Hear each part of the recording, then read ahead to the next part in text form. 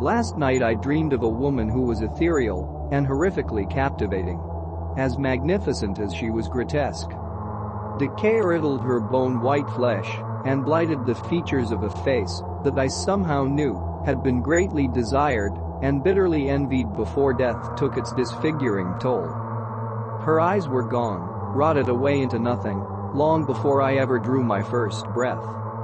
Thin strands of dark hair clung to her withered scalp and limply cascaded down the back of her billowing white dress.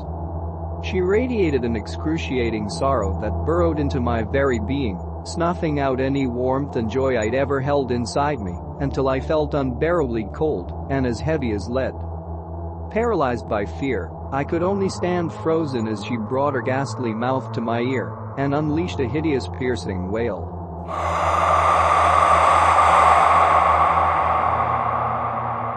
I woke up covered in sweat. I checked my phone and saw that I had managed to sleep through several missed calls from an old friend back in my hometown. Each one delivered the same shocking news. My father had unexpectedly fallen gravely ill, and his health was fading fast. He likely wouldn't survive another day.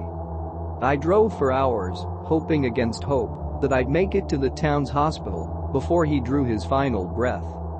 Dad was the only family I had left, and the thought of not being able to see him one last time devastated me beyond words.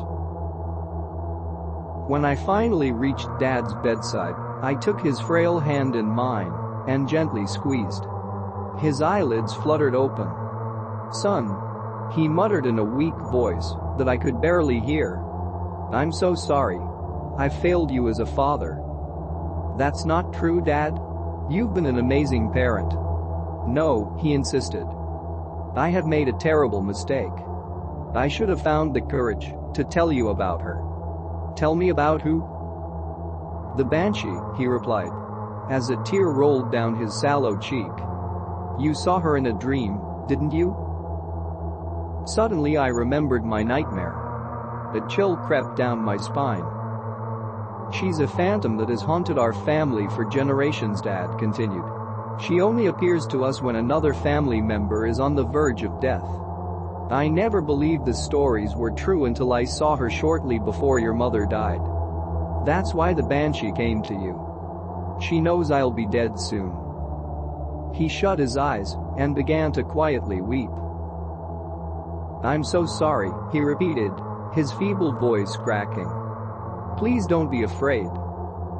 I told myself that what he was saying couldn't possibly be true, that ghouls and spirits existed only in tales. My terrifying dream couldn't have been a bad omen. Just a bizarre coincidence? Banshees aren't real, Dad. They're nothing more than legends. He shook his head sadly. "You don't understand," Dad replied solemnly. "I'm trying to warn you. Last night I saw her too."